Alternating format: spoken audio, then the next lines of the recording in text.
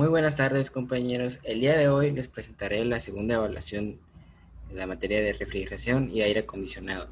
Mi nombre es García Miranda Miguel Ángel y hoy les presentaré lo que veremos a continuación.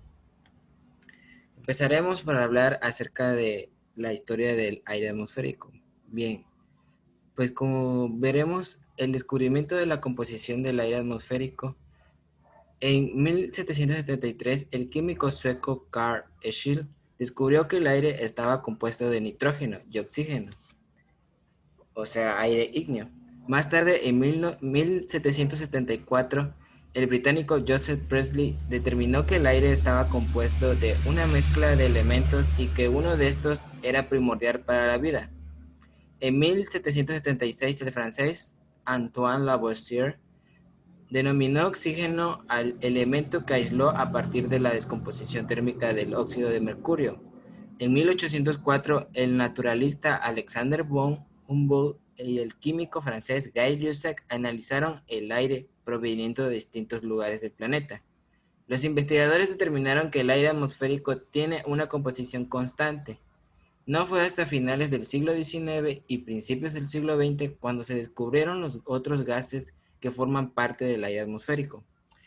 Entre estos tenemos el argón en 1894, luego el helio en 1895 y otros gases como el neón, argón y xenón en 1898. Muy bien, el origen del aire atmosférico. Es poco lo que se conoce sobre el origen de la atmósfera de la Tierra.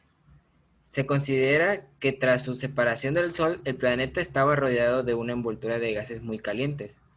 Estos gases posiblemente fueron reductores y provenientes del Sol, compuestos principalmente de hidrógeno. Otros gases probablemente fueron dióxido de carbono y agua, emitidos por la intensa actividad volcánica. Se plantea que parte de los gases presentes se enfriaron, condensaron y dieron origen a los océanos. Los demás gases se quedaron formando la atmósfera y otros se almacenaron en rocas. Muy bien, características del aire atmosférico. El aire atmosférico es conocido también como atmósfera y es una mezcla de gases que cubren al planeta. Bien, al planeta Tierra. Entonces, la atmósfera se encuentra sujeta a la Tierra por la fuerza de gravedad.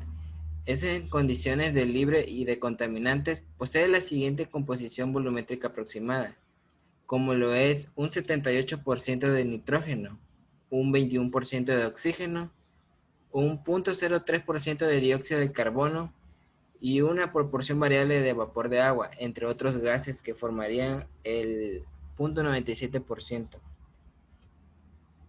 Y como vemos a continuación en estas gráficas, es la composición actual del aire atmosférico, que nos dice que actualmente hay un 78.084% de nitrógeno, un 21% de oxígeno, un 0.9340 de argón y la pequeña parte que vemos en esta parte de aquí, pues representa las diferentes cantidades de los demás gases como dióxido de carbono, helio, metano, criptón e hidrógeno.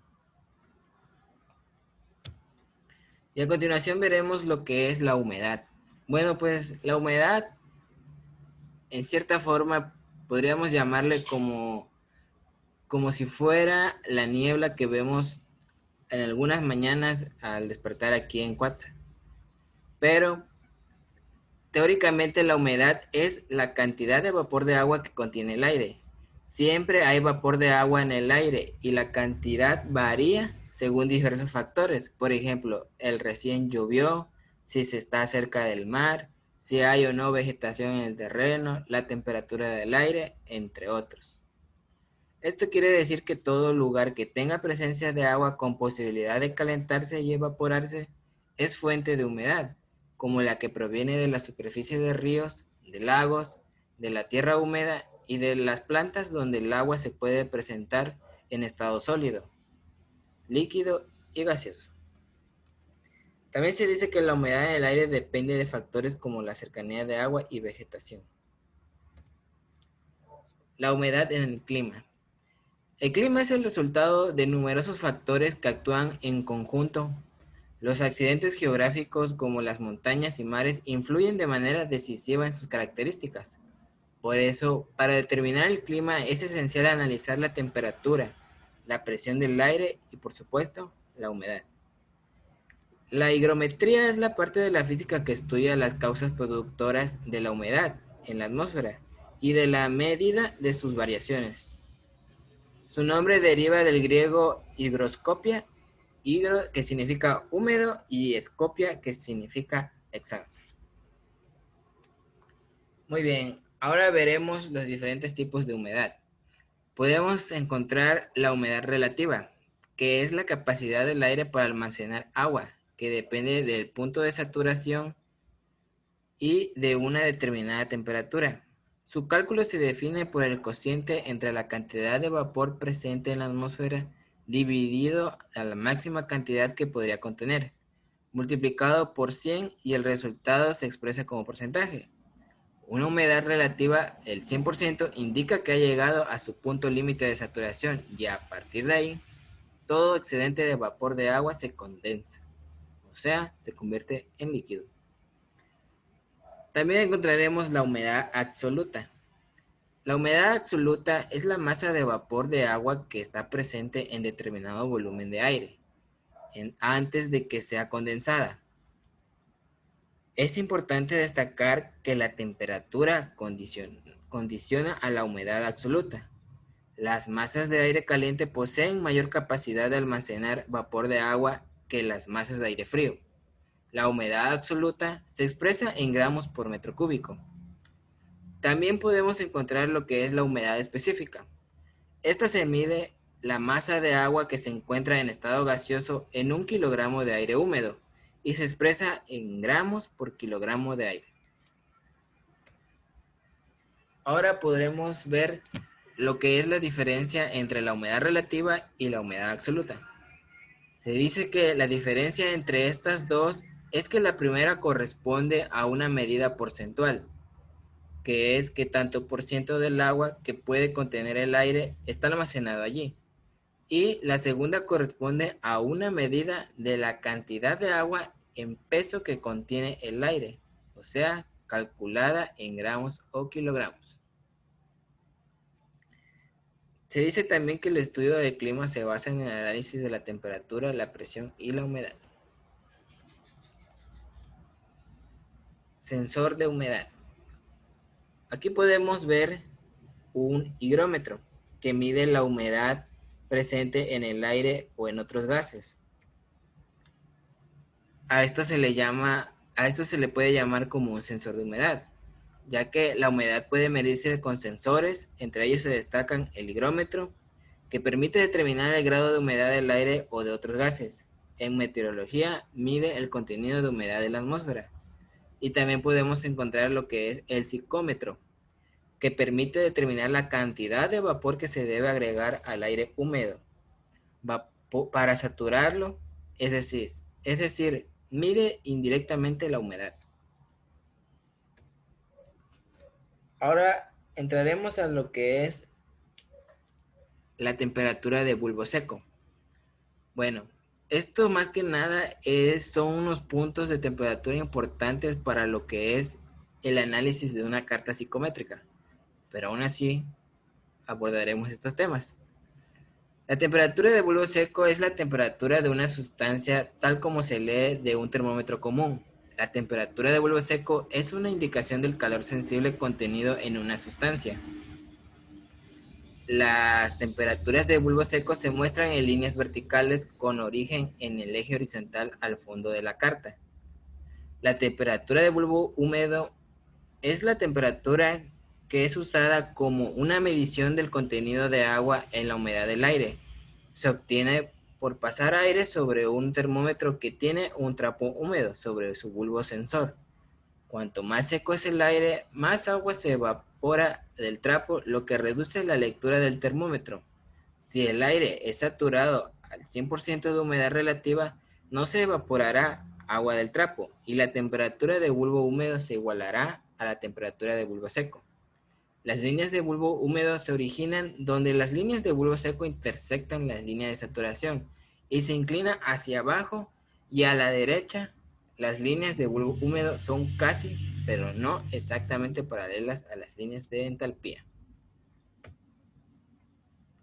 Ahora bien, veremos cómo medir la temperatura del bulbo seco y del bulbo húmedo.